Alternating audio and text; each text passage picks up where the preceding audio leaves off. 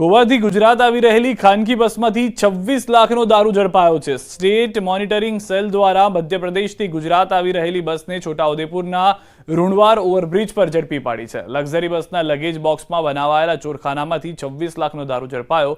બસના ચાલક ગોપીલાલ ગ્યારી અને અન્ય એક ઇસમ બિલાલ પઠાણની ધરપકડ કરવામાં આવી છે।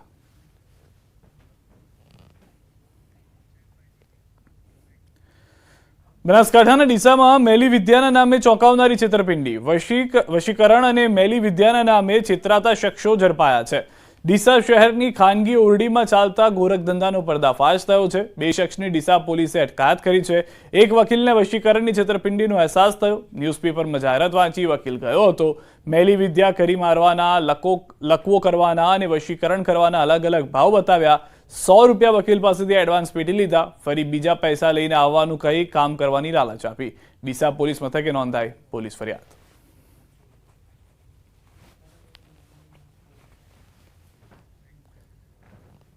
સુરતના વરાછામાં સામાન્ય બાબતમાં યુવકની હત્યાનો ભેદ ઉકેલાયો છે। સુરત ક્રાઇમ બ્રાન્ચે 3 આરોપીની કરી છે ધરપકડ। વિમલ, ડેનિશ અને ઉત્તમ નામના 3 આરોપીની ભાવનગરથી ધરપકડ કરાઈ છે। 15મી ઓગસ્ટના રોજ રાત્રિના સમયે બની હતી ઘટના। બાઇકને ઓવરટેક કરવા બાબતે જેનિશ ચૌહાણ નામના યુવકની હત્યા કરાઈ। આરોપીઓ હત્યા કરી ફરાર થયા।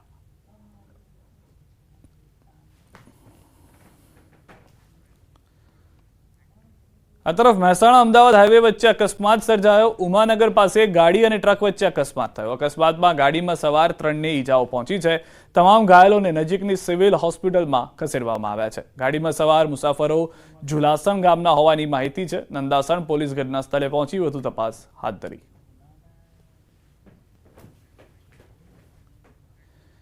ભરૂચના વરેડિયા નજીક ટેન્કર ખાબકતા અફરાતફરી મચી ગઈ। વરેડિયા ગામ નજીકથી પસાર થતી ભૂખી ખાડીમાં કેમિકલ ભરેલું ટેન્કર ખાબક્યું। વડોદરાથી કેમિકલ ભરી અંકલેશ્વર જઈ રહેલું એક ટેન્કર વરેડિયા નજીક ભૂખી ખાડીમાં ખાબકી ગયું હતું। ટેન્કર ખાબકતા હાઈવે પર ટ્રાફિક જામ સર્જાયો હતો। વાહનોની લાંબી કતારો જોવા મળી હતી। ઘટનાની જાણ થતાં જ પાલેજ, નબીપુર તેમજ ભરૂચ જિલ્લા ટ્રાફિક પોલીસ અને NHAIના કર્મીઓ ઘટના સ્થળે દોડી આવ્યા। સર્જાયેલા અકસ્માતમાં ટેન્કર ચાલકનો આબાદ બચાવ થયો। ભૂખી ખાડીમાં ખાબકેલા ટેન્કરને ક્રેનની મદદથી બહાર કાઢવામાં આવ્યું। મહત્વનું છે કે વરેડિયા નજીકથી પસાર થતી ભૂખી ખાડી પર માર્ગ સાંકડો હોવાને કારણે અવારનવાર અકસ્માતોની ઘટના જોવા મળે છે। બનાસકાંઠાથી સમાચાર। એગ્રો મિલ દુર્ઘટનામાં મૃત્યુઆંક 3 થયો છે। પાલનપુરની જગાણા એગ્રો મિલમાં બન્યો હતો બનાવ। અમદાવાદમાં સારવારમાં વધુ એક વ્યક્તિનું મોત। ઈસેદુ એગ્રો મિલ દુર્ઘટનામાં 3 લોકો દાઝ્યા હતા। અગાઉ 2 લોકોના મોત થઈ ચૂક્યા હતા।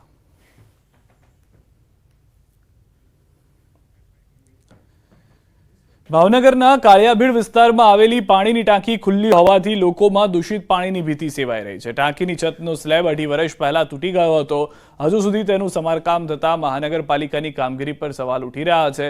ખુલ્લી ટાંકીમાં પડતા કચરાને કારણે લોકો છેલ્લા 2.5 વર્ષથી દૂષિત પાણી પી રહ્યા હોવાની ફરિયાદ છે।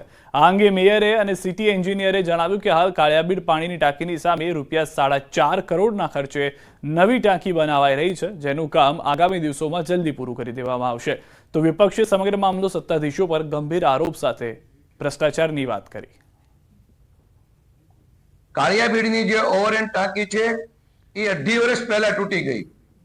તૂટી ગયા બાદ 6 મહિને ધ્યાનમાં આવ્યું કે ભાઈ ટાંકી તૂટી ગઈ છે। પછી ડોમની જાહેરાત કરી, નવી ટાંકીની જાહેરાત કરી। ખરેખર ઈચ્છા શક્તિનો અભાવ હોય ને એવું સ્પષ્ટ લાગી રહ્યું છે। ત્યાં 4 થી 5 લાખ માણસો એ ટાંકીમાંથી પાણી પીવે છે અને એ પાણી દૂષિત, ભાવનગરના આ સત્તાધીશો એમને દૂષિત પાણી પીવા મજબૂર કરી રહ્યા હોય એવું ચોક્કસ લાગી રહ્યું છે। ના એવું ના હોય। તરસમિયાથી રાઇઝિંગ મેન મારફત ફિલ્ટર કરેલું ક્લિયર વોટર પાણી એમાં લોડ થાય છે અને ત્યારબાદ જ એનું ત્યાંથી વિતરણ થાય છે।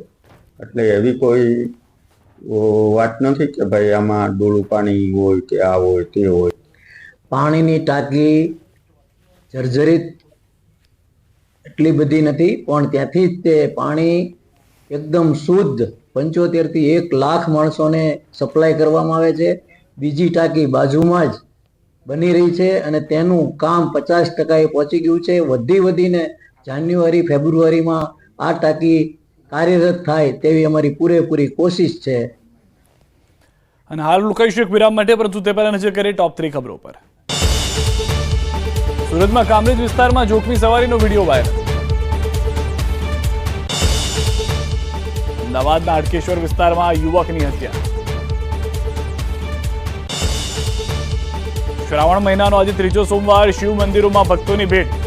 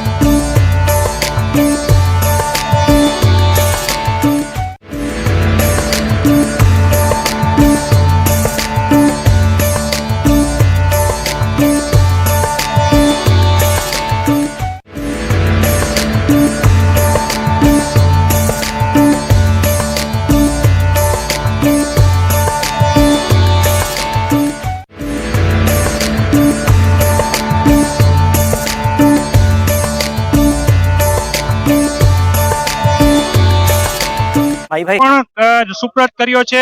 કલેક્ટરનો લેટર પણ ગ્રામજનો લઈને આવ્યા છે, સરપંચ લઈને આવ્યા છે. શું કહેશો, કેવી તકલીફ પડે છે? કેટલા ગામને જોડતા રસ્તાની આ પ્રકારની આ 18 થી 20 ગામને જોડતો રસ્તો છે અને 2 નેશનલ હાઈવે જોડતો રસ્તો છે. આ છેલ્લા 4 થી 5 વર્ષથી આવી નવી હાલતમાં છે અને દર વર્ષે અમે અમારા ગામના 100 ખર્ચે રસ્તો રિપેર કરી છે. પ્લસ ગામમાં કોઈ બીમારીનો કેસ હોય, ડિલિવરીનો કેસ હોય તો 108 ને રજૂઆત કરતા જેટલી વાર જામનગર લાગે એટલી વાર આ 3 કિલોમીટરમાં વાર લાગે છે. ઘણીવાર મુશ્કેલીઓ વેઠવી પડી છે. જે પ્રકારે રસ્તા પર આપ દ્રશ્ય જોઈ રહ્યા છો, હાલ ટ્રેક્ટરની મદદથી રસ્તો છે તે રિપેર કરવામાં આવી રહ્યો છે. અહીં જેસીબી પણ બોલાવવામાં આવ્યું છે અને જે પ્રકારે આપ જોઈ રહ્યા છો, ગ્રામજનો ઉપસ્થિત થયા છે અને રસ્તાનું રિપેરિંગ કામ કર્યું છે. જે પ્રકારે સરકારી અધિકારીઓ અને નેતાઓ દ્વારા રસ્તા રિપેરિંગની કાર્યવાહી થતી હોય છે, તેવી જ રીતે ગ્રામજનો એકત્ર થઈ અહીં જે પ્રકારના દ્રશ્ય જોઈ રહ્યા છો, હાલ જેસીબી અને ટ્રેક્ટરની મદદથી રસ્તાઓના જે ખાડા છે તે ખાડા બુરવામાં આવી રહ્યા છે. જે પ્રકારની પરિસ્થિતિ છે, પરિસ્થિતિથી લોકો ત્રાહિમામ પોકારી ઉઠ્યા છે. શું કહેશો કાકા, કેટલા સમયથી આ પ્રકારની પરિસ્થિતિ છે અત્યારે અને કેવી તકલીફ પડે છે? આ 5 વર્ષથી આ તકલીફ બહુ છે. રાઘવજીભાઈ ને વારંવાર મેં રજૂઆત દીધી, બરોબર, પણ કાંઈ પણ જવાબ નથી દેતા, બરોબર. ઓમ સરકાર હારી પણ આવા અમારે કામ કરે તો બહુ જ સારું. આ રોડ ની જરૂર છે.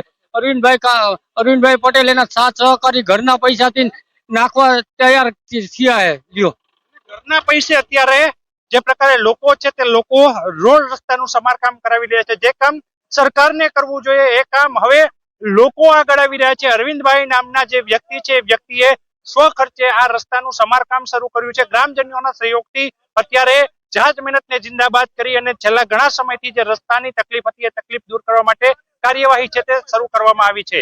જામનગર રાજકોટ હાઈવે થી કંડલા તરફ જે જોડિયાનો હાઈવે છે, જોડતા 20 ગામો જેટલાનો જે અતરિયાળ રસ્તો છે, આ રસ્તો હાલ સમારકામ કરવામાં આવી રહ્યો છે. ત્યારે સરકારને પણ શરમ લાગે એ પ્રકારની પરિસ્થિતિમાં લોકોએ હવે કામગીરી કરવાનું આરંભ્યું છે. કેમેરામેન મનસુખ કામળિયાની સાથે કિંજલ કારસરિયા, ન્યૂઝ 18 ગુજરાતી, જામનગર. ભરૂચની ઐતિહાસિક બટુકનાથ વ્યાયામ શાળાને વકફની મિલકત દર્શાવતા વિવાદનો મતપૂડો છંછેડાયો છે.